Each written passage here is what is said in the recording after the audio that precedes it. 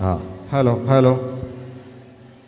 चलिए, प्रतिक्रमण यहाँ पर संपन्न हुआ है और जो भी आज दिन भर में हमसे त्रुटि हुई है उसे प्रतिक्रमण के माध्यम से गुरुवर के सानिध्य में हमने निष्फल करने का प्रयास यहाँ पर किया है और ये प्रतिक्रमण हर पर्युषण पर्व के दिन चलता रहेगा इसी तरह इसी समय पर। तो आप सभी आएँ और अधिक से अधिक लाभ लें। अब हम हमारी धर्म सभा प्रारंभ करने जा रहे हैं, तो एक बार जोरदार जयकारा लगाएंगे।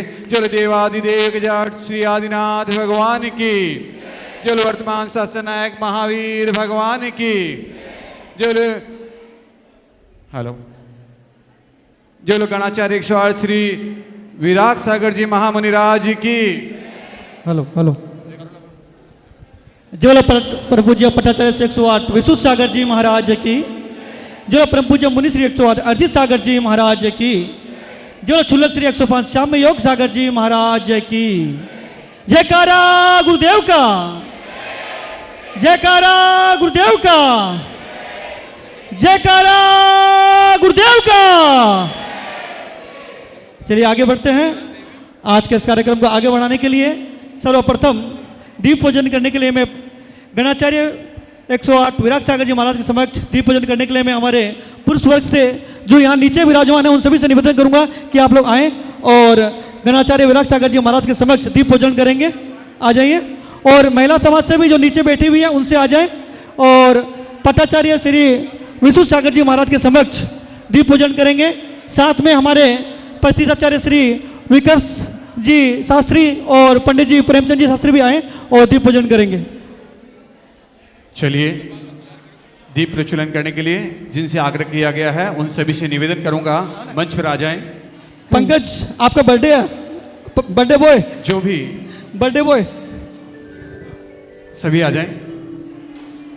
हो ज्योति से ज्योति जलाते चलो, ज्योति से ज्योति जलाते चलो, ज्ञान की गंगा बहाते चलो, ज्ञान की गंगा बहाते चलो।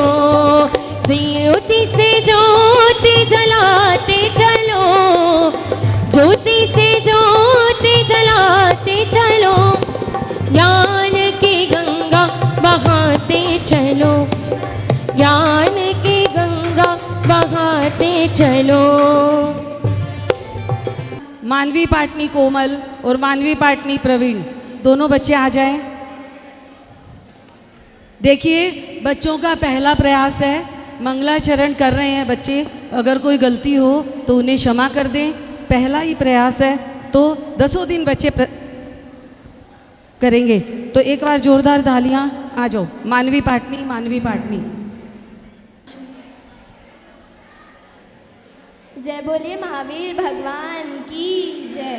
मुनि श्री 108 अर्जित सागर जी महामुनिराज की जय। जय बोलिए 10 लक्षण महापर्व की जय।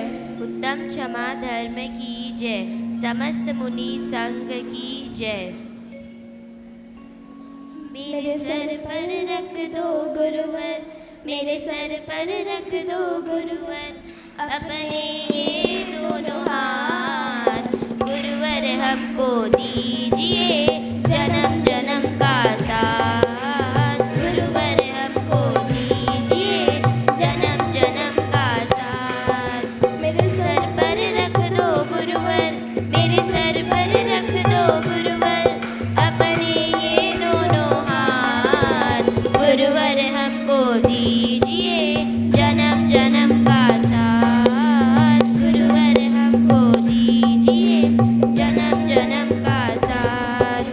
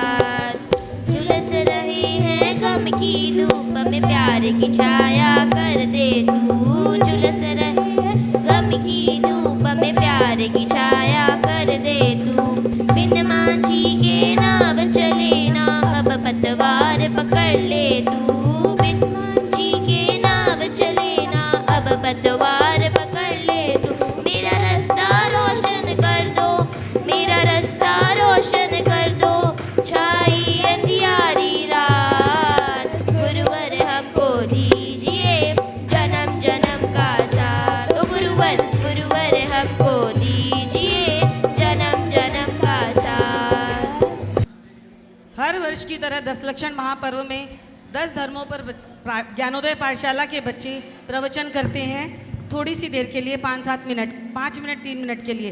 तो आप बच्चों का मनोबल बढ़ाएं। और आज उत्तम क्षमा धर्म पर समायरा जैन प्रवचन करने आ रही है। समायरा जैन। भगवान महावीर ने कहा है, जो क्षमा करता है वही सबसे बड़ा वीर है, क्योंकि बाहरी दुश्मन को हराना आसान है, लेकिन अंतर के क्रोध को चिताना बहुत कठिन है।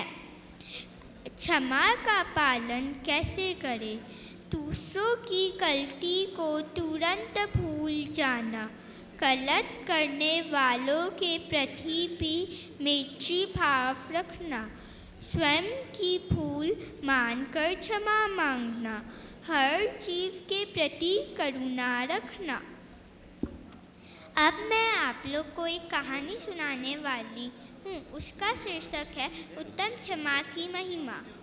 बहुत समय पहले राजा मेघविजय एक बड़ा और समृद्ध राज्य था। वह धर्म प्रिय और न्याय प्रिय थे, लेकिन उनका स्वभाव थोड़ा क्रोधी था। राज्य में सभी लोग राजा का सम्मान करते थे, परंतु उनकी गुस्सा की आदत से डरते भी थे। एक बार नगर में आचार्य श्री धर्मकीर्ति महाराज का चतुर्मास लगा। राजा प्रतिदिन वहाँ दर्शन और प्रवचन सुनने जाते थे। एक दिन राजा किसी कार्य में देर से पहुँचे और जल्दी से मुनि के पास जाकर बैठ गए, परंतु वह नियम भूल गए कि पहले आचार्य को नमस्कार कर अनुमति लेनी चाहिए। आचार्य ने बड़ी विनम्र स्वर में कहा, राजन, हमारा नियम है कि पहले नमस्कार और अनुमति ली जाए, फिर स्थान ग्रहण किया जाए। यह सुनकर राजा को बुरा लगा। उनका अहंकार आहत हुआ और उन्होंने तुरंत सभा से उठकर बाहर निकलने का आदेश दिया। चेतना एवं जानना देखना है, इसे विश्व में कौन नहीं स्वीकारता? सभी स्वीकारते हैं। बाल गोपाल वस्तु स्वभाव धर्म को जानता है, इसमें भेद नहीं है, भेद तो संप्रदायों में है।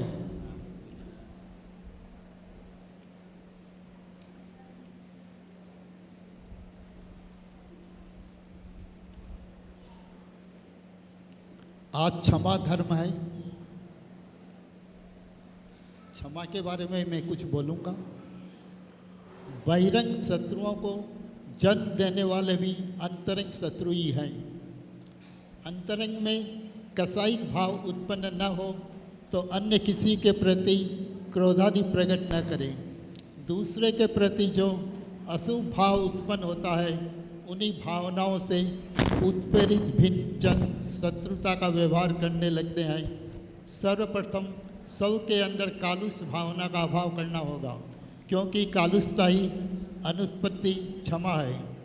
परकृत कष्ट देने पर भी जो पर को कष्ट देने के भाव ही न लाए, वही उत्तम क्षमा धर्म है। क्रोध का अभाव जहाँ होगा वहीं क्षमा धर्म होगा। देह साधना करके व्यक्ति कितना ही शरीर सुखा ले, यदि आत्म साधना नहीं है तो परमार्थ पद मिलना असंभव है। यदि कोई शरीर से प्रचंड तपस्या कर रहा है परंतु उपशम भाव का अभाव है, तो उसका नाम क्षमाशील के बाद ही आएगा।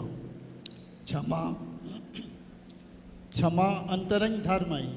शत्रु भाव का अभाव जिसके चित्त में है वह पृथ्वी पर चलता हुआ भावी सिद्ध भगवान है। ऐसे साधकों द्वारा ही पृथ्वी पवित्र हो रही है। धरती इन्हीं साधनों के स्पर्श से अपना अहोभाग्य स्वीकारती है। कामी, क्रोधी, दंभी लोगों से नहीं, वे पापी जन तो धरती पर भी भार हैं। गुणी जनों से प्रेम, दुखी जनों पर करुणा, प्राणी मात्र पर मैत्री भाव तथा विपरीत मार्ग पर चलने वालों पर मध्यस्थ भाव धारण करो। यही समीचीन धर्म उपदेश है। वीर का अहिंसा, सत्य, औचर्य, ब्रह्मचर्य, अपरिग्रह, ये 5 सिद्धांत विश्व कल्याण के अंग हैं। यही स्वयं पर परम क्षमा भाव है। आपका समय हो गया, कल फिर आओगे, पर्याय रही तो और आगे चर्चा करेंगे। ओम नमः सिद्धेभ्यः।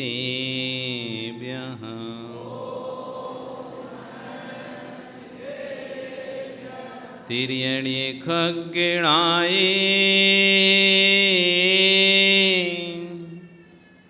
रुतारी मोय सिर सिरणिविहु आयरी राउ पसियो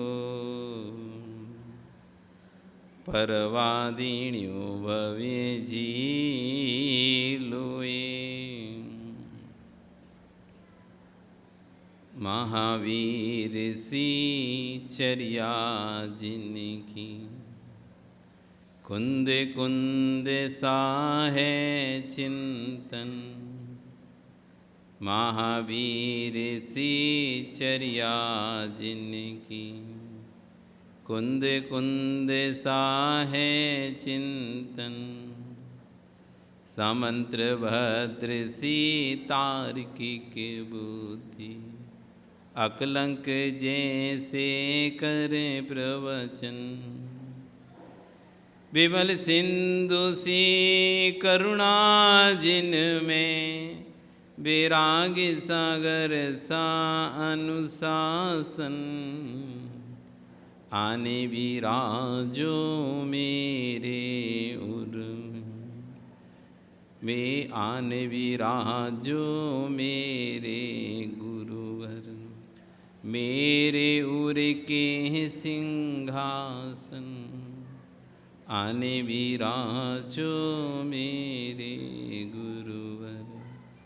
मेरे उर के सिंहासन। बचनों के मोती बिखराते अमर रहो चिंतन नागर।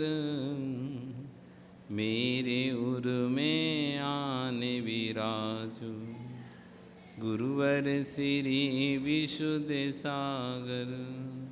मेरे उर में आने विराजो गुरुवर श्री विशुद्ध सागर।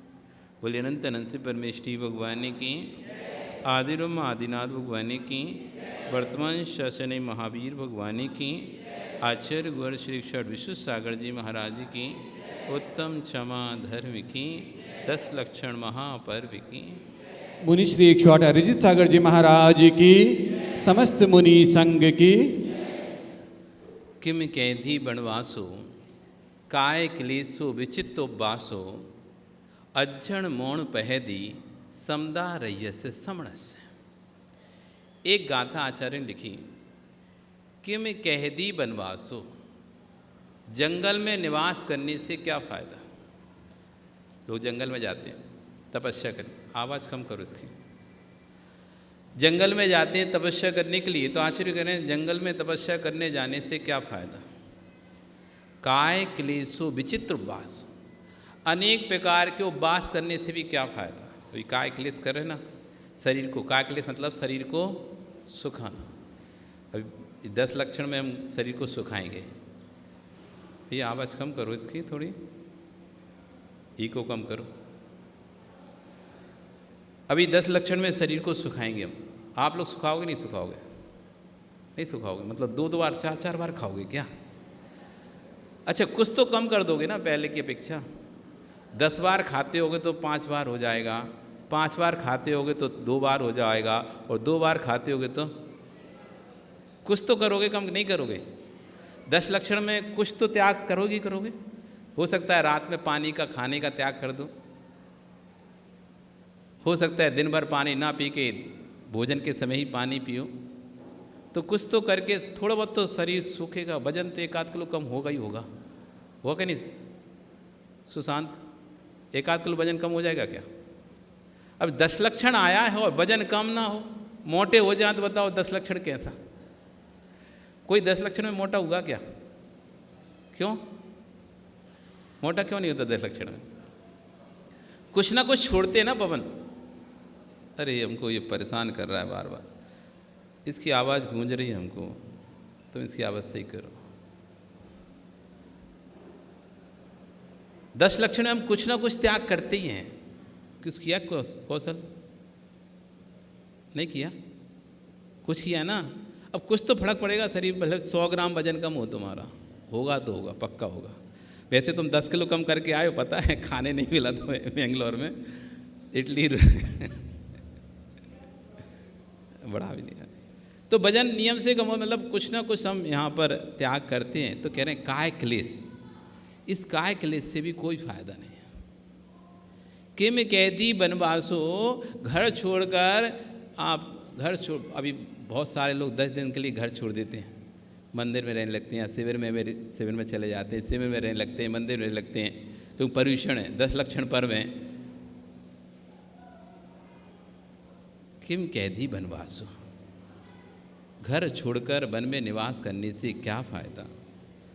काय क्लेशो, अनेक प्रकार का संतोष, काय को क्लेश करवा रहे हो? आवाज़ सही करो ना,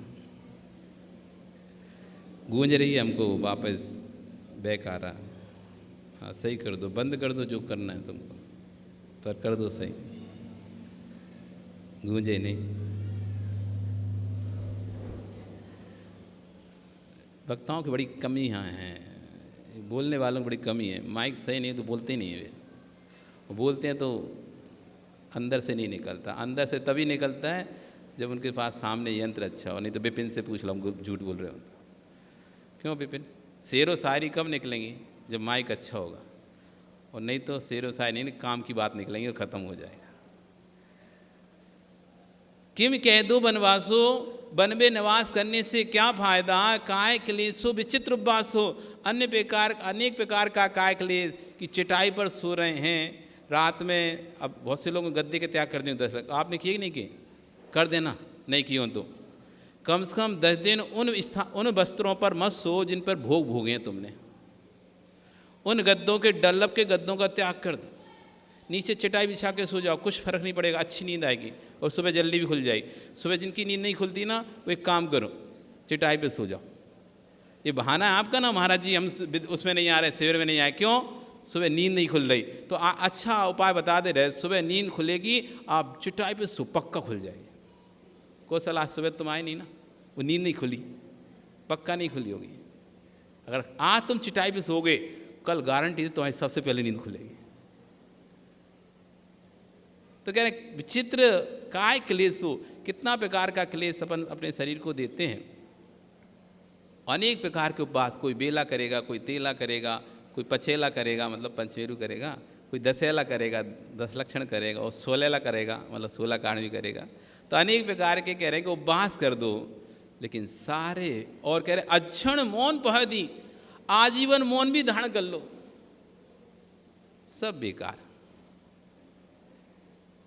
किम कैदी बनवासो, काय क्लेशो विचित्र उपवासो, अक्षण मौन पह दी, शास्त्रों का कितना भी अध्ययन कर लो, पूरे द्वादशांग के ज्ञाता ही बन जाओ। तो इतना पढ़ लो, इतनी पूजा कर लो। आज भैया बताया महाराज जी 10 पूजा करवा डाली इन्होंने, तो पूजा पे पूजा, पूजा पे पूजा, पूजा पे पूजा। आज तो सारा पुण्य तुम लोगों को मिल ही गया होगा।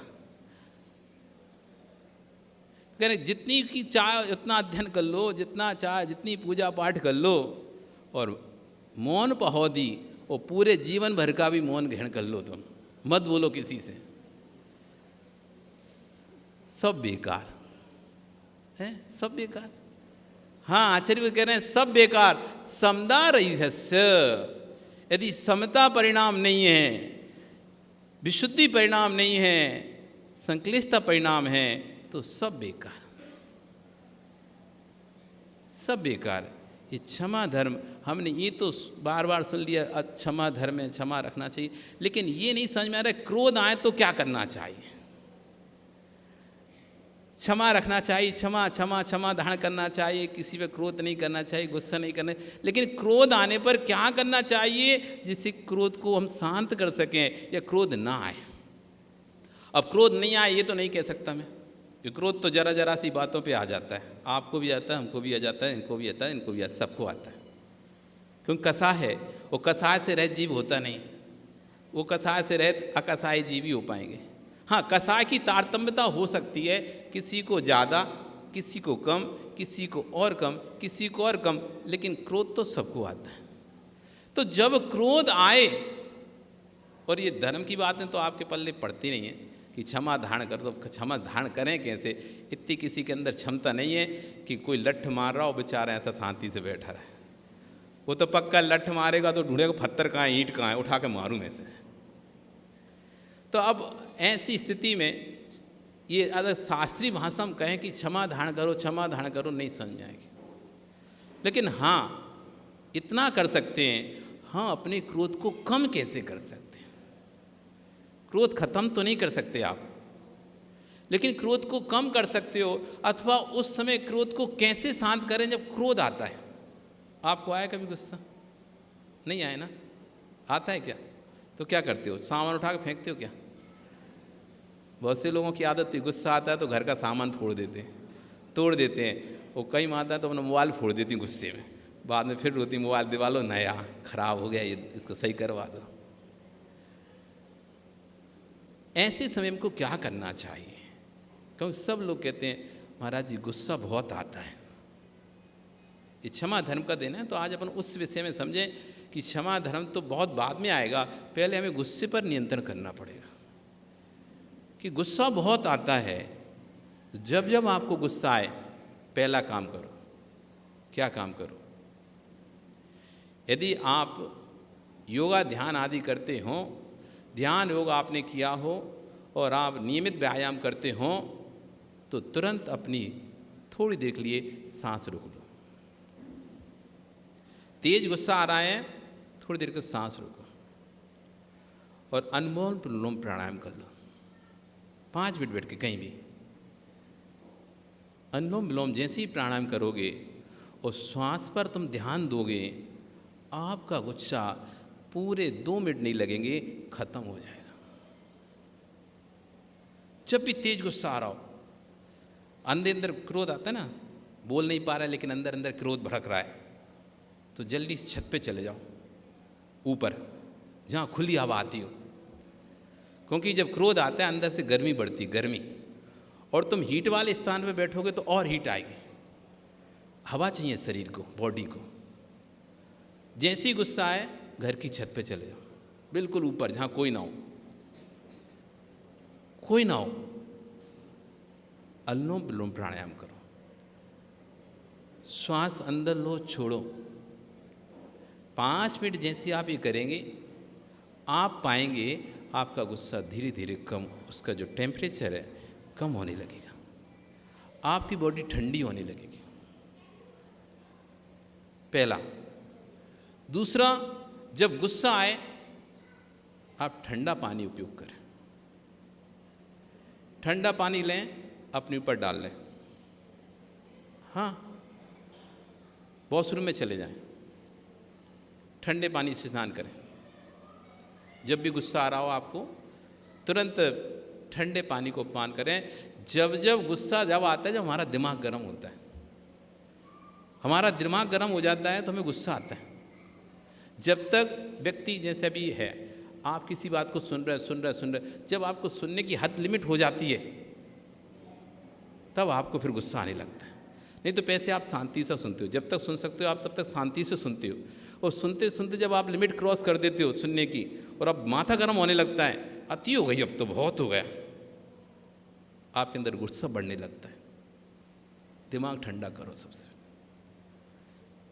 हम लोग जब बिहार करते थे गर्मियाँ भीषण पड़ती थी, महाराजों के अंतराय हो जाते थे, शरीर में गण भी बढ़ती थी और चक्कर सा आता था ना, तुरंत चाचे जल्दी से कमंडल को बांध लो, सिर पे लगा, दिमाग ठंडा करो।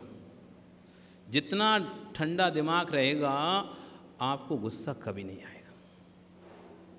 गुस्सा हमेशा गर्म दिमाग में आता है, इसलिए जल्दी से स्नान कर लो ठंडे पानी अथवा ठंडा पानी लगा लो, आपका गुस्सा थोड़े समय में शांत हो जाए। तीसरा, गुस्सा जब आए पानी पियो, 1 गिलास पानी पियो कम से कम। ठंडा पानी पियोगे अंदर तरावट आएगी, थोड़ी देर के लिए आपका उपयोग बदल जाएगा, पानी पीने में उपयोग जाएगा, दूसरे कार्य से उपयोग घटेगा, आपका गुस्सा कम होगा। चौथा, आपको गुस्सा आ रहा हो, स्थान छोड़ दो, तुरंत स्थान बदल दो। यहाँ कोई चिल्ला रहा है और आपको गुस्सा आ रहा है, उठ के आप निकल जाओ।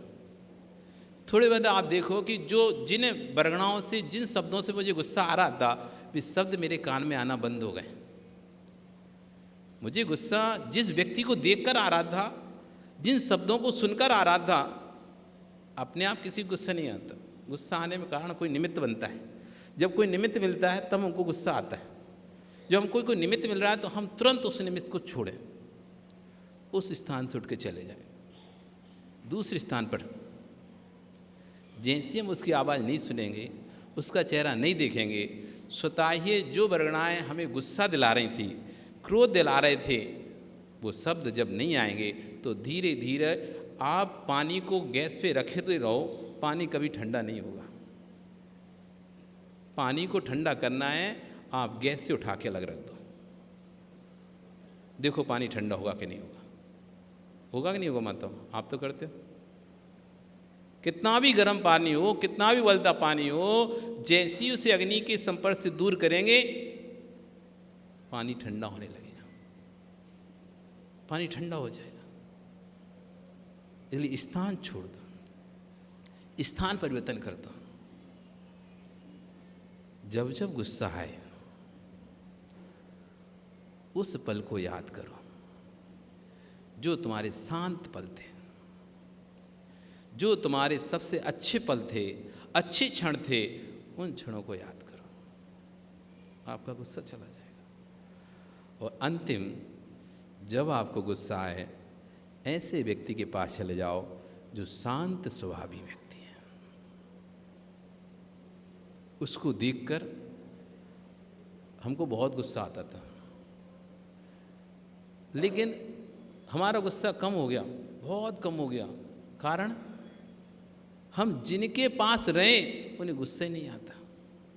आचार्य भगवान विश्व सार महाराज, यदि किसी को जीवंत क्षमा धर्म देखना है, जीवंत क्षमा धर्म देखना है, तो इस युग के पट्टाचार्य आचार्य भगवान विश्व सार महाराज जी को देख लो। आप अभी वर्तमान में जो अभी मौजूद हैं, जो चले गए अब उन्हें तो आप देख नहीं सकते, जो चले गए उन्हें तो नहीं देख सकते, लेकिन जो मौजूद हैं उनमें आचार्य भगवान विश्व सार महाराज देख लो। आपको क्षमा धर्म को पढ़ना नहीं पड़ेगा, क्योंकि पढ़ने से ज़्यादा देखने से ज्ञान होता है। पंकज, फिल्म देखी? कोई फिल्म देखी क्या? नहीं देखी? फिल्म देखते हो कि नहीं देखते? नहीं देखते। सीरियल देखते हो? झूठ नहीं बोलना, ना तुम फिल्म देखते ना सीरियल देखते, कुछ नहीं देखते। क्या लगाई तुमने टीवी अपने घर में? नहीं है क्या? टीवी नहीं है घर में? चालू करते हो तो क्या देखते हो? न्यूज़ देखते हो? चलो कम से कुछ तो देखता है वो। तो अच्छा बताओ, जो देखा जाता है वो ज़्यादा स्मरण में रहता है, जो सुना जाता है वो ज़्यादा स्मरण में रहता है। आपको सुनी वस्तु ज़्यादा स्मरण में रहेगी या देखी हुई वस्तु ज़्यादा स्मरण रहेगी? आपको 100 बार भी बोल दें कोई बात को, आप भूल जाओगे, लेकिन यदि आपने एक बार उसे देख लिया फिर नहीं भूलोगे। ये चक्षु ऐसी है कि देखने से अंदर एक चित्र खिंच जाता है। सुनने की अपेक्षा देखने से ज्ञान ज़्यादा होता है। आपको एक यहाँ पे फिल्म की स्टोरी सुनाते हैं हम। थोड़ी देर बाद पूछेंगे, घंटे 2 घंटे बाद तो आप भूल जाओगे, लेकिन आप कोई फिल्म देख कर आओ टॉकीज से, 3 घंटे की फिल्म है आपने देखी है, और आपसे पूछा जाए भाई नरेश सुनाओ क्या देख के आए, तुम फटाफट पूरा एक एक चित्रण सुना दोगे। किस एपिसोड के बाद क्या हुआ था, किसके बाद क्या हुआ था, कौन सा सीन कब आया था, दूसरी कहे नहीं नहीं नहीं इसके ये आया था पहले, ये बोला था। क्यों भाई नरेश, मनोज, शोले फिल्म का क्या डायलॉग है बताना? देखी थी फिल्म, शोले फिल्म देखी थी? डायलॉग याद है? पर्वत पे पहाड़ पे जब वो क्या है था, देख लो याद आ गई, पूरी आ गई ना याद आपको? याद आया कि नहीं आया आपको? आ गया। मतलब आपने देखी थी? नहीं देखी? नदिया के पार फिल्म देखी थी? देखो याद आई नहीं आ गई। मैं तुलसी तेरे आंगन की देखी थी? देखो पुराने लोगों को याद आ गई होगी, अब इसलिए कहेंगे छुल्लक जी को भी याद आ गई होगी। तो देखा चीज जल्दी याद आती है, सुना चीज नहीं आती। आप इतने दिन से प्रवचन सुन रहे हो, यदि आपसे पूछा जाए क्या आपको है, इतने दिन से आप सुन रहे जाए कि कौन कौन सी भक्तियाँ के द्वारा महाराज का हार होता है, नवदा भक्तियाँ कौन कौन सी आप नहीं बता पाओगे। लेकिन यदि आप रोज आते हो तो आप कहोगे नहीं महाराज जी आते हैं, उनका प्रणाम होता है, फिर उनका पाद प्रक्षालन होता है, फिर उनकी पूजा होती है, फिर उनको शुद्धि बोलते हैं, मन शुद्धि, वचन शुद्धि, काया शुद्धि, हार जल शुद्धि, नमोस्तु बोलते हैं, तब जाके महाराज हार करते हैं। यही तो नवदा भक्ति है। ऐसे कहें नवदा भक्ति क्या है, नहीं है पता आपको, 9 भक्तियां गिनाओ, आप नहीं गिना पाओगे। लेकिन आपसे पूछा महाराज हार कैसे करते हैं, तो आप बता दोगे कि महाराज जी विधि लेकर आते हैं, यहाँ पड़गान होता है, लोग परिक्रमा लगाते हैं, फिर ऊपर लेके जाते हैं और चासन पर बिठालते हैं, उनका पाप प्रक्षालन करते हैं, उनकी पूजा करते हैं, उनको नमोस्तु बोलते हैं, और फिर मन शुद्धि, वचन शुद्धि, काय शुद्धि, हार्जल शुद्ध बोलते हैं। प्रदीप जी बोलते नहीं बोलते? अब बताओ, अब नवदा भक्ति बताने की जरूरत क्या थी? ये तो नवदा भक्ति थी। देखा हुआ ये तो याद रह गया, लेकिन सुना हुआ तुमसे कहा कि नवदा भक्ति के 9 नाम गिनाओ, तो तुम नहीं गिना पाओगे। इसलिए आचार्य भगवान विशुद्ध सार जी आप देख लोगे, क्षमा धर्म की परिभाषा पढ़नी ही नहीं पड़ेगी। कलुषता की जहाँ अनुपत्ति है उसका नाम, जहाँ क्लेश है ही नहीं है, वो ही क्षमा धर्म है, वही आचार्य भगवान विशुद्ध सागर है। क्षमा का यदि पर्यायवाची कोई नाम ढूंढना है तो आचार्य विशुद्ध सागर ही कह दो, कोई बहुत बड़ी बात नहीं होगी। जितनी समता और जितनी क्षमता उनके अंदर है, हमने तो जितना उनका सानिध्य प्राप्त किया है, 5 वर्ष तक लगातार एकदम निकट रहे। हम ये नहीं कहते कहीं और नहीं मिलेगा, लेकिन हमने जहाँ देखा है, ऐसे कई समय आए क्रोध के कि एक साधु आवेग में आ सकता है, लेकिन तब भी वो शांति से समय निकाले अपना। यहाँ तक कि पूरा संग भी आवेग में आ गया दूसरी क्रियाओं को देख के, तब भी उनके चेहरे पर सिकन नहीं, सबको शांत। जो हो गया है अब उस पर क्रोध करने से क्या फायदा? क्या क्रोध करने से वो जो पल जा चुका है, क्या वो पल वापस आ जाएगा? यदि आ जाए तो तुम लोग करो क्रोध। इस तरह से अपने उपदेशों के माध्यम से सबके गुस्से को शांत कर देते और सदैव खुद शांत रहते। यही है क्षमा धर्म। इसलिए जीकर धर्म सीखो, पढ़कर नहीं सीखो। पढ़ने वाला धर्म तो भूल जाते हैं। ये पढ़ने वाला धर्म तब तक याद है जब तक कोई विपत्ति आपत्ति आपके ऊपर नहीं आई, कष्ट संकट आपके ऊपर नहीं है, जब तक पढ़ने वाला धर्म है। लेकिन जीने वाला धर्म कष्टों में, संकटों में, विपत्ति में, सब में काम आएगा। अशोक जी, किताबों का ज्ञान तब तक ही चलता है जब तक सब ठीक ठाक है, लेकिन प्रैक्टिकल फील्ड में जब जाते हो, वो जो ज्ञान हासिल करते हो, सुशील नाम है तुम्हारा, प्रैक्टिकल फील्ड में जो ज्ञान हासिल होता है वो किताबों में नहीं मिलता है। वो तो होता ही है और वो ज्ञान जिसने हासिल कर दिया उसे फिर किताबों के ज्ञान की जरूरत नहीं पड़ती है। किताबी ज्ञान भिन्न है और प्रैक्टिकल ज्ञान भिन्न है। इसलिए जीवन में प्रैक्टिकल ज्ञान अपनाओ कि क्षमा धर्म लाना है तो हमें क्रोध पर कंट्रोल करना है। क्षमा धर्म आ जाएगा, क्षमा धर्म लाने की जरूरत नहीं है, खींचने की जरूरत नहीं किसी चीज़ को। आप अपने गुस्से पर जैसे ही कंट्रोल करोगे, मौन धारण करना प्रारंभ करो। जिनको अपने गुस्सा अधिक आता है तो जिस पीरियड में गुस्सा आता है उस समय मौन ले लो। धीरे धीरे अंदर ही अंदर जैसे किसी कब्रिस्तान में किसी बॉडी को दफना दिया जाता है ना, और ऊपर से नमक वमक डाल के नहीं बंद करके रख दफना दिया, अंदर ही क्या होती है, गलकर मिट्टी बन जाती है। ऐसी यदि आप गुस्से के समय मौन ले लेते हो तो अंदर वो गुस्सा गल के शांत हो जाता है। इसलिए मौन लो गुस्सा आने पर। इतने यदि आप कार्य करोगे, आपको क्षमा धर्म लाने की जरूरत नहीं है। क्षमा अपने आप ही अंदर प्रवेश कर जाए। आपका समय क्या ही करें, यहाँ की घड़ी बड़ी तेज चलती हैं तो चलती हैं। कल फिर आओगे, पर्याय रही तो फिर कल हम एक और आगे के धर्म मार्दव धर्म की चर्चा करेंगे। आज हम 9 बार उत्तम क्षमा धर्म की जाप करेंगे। ओम ह्रीं उत्तम क्षमा धर्मंगाय नमः। ओम ह्रीं उत्तम क्षमा धर्मंगाय नमः। ओम ह्रीं उत्तम क्षमा धर्मंगाय नमः। ओम ह्रीं उत्तम क्षमा धर्मंगाय नमः। ओम ह्रीं उत्तम क्षमा धर्मंगाय नमः। ओम ह्रीं उत्तम क्षमा धर्मंगाय नमः। ओम ह्रीं उत्तम क्षमा धर्मंगाय नमः। ओम ह्रीं उत्तम क्षमा धर्मंगाय नमः। ओम ह्रीं उत्तम क्षमा धर्मंगाय नमः।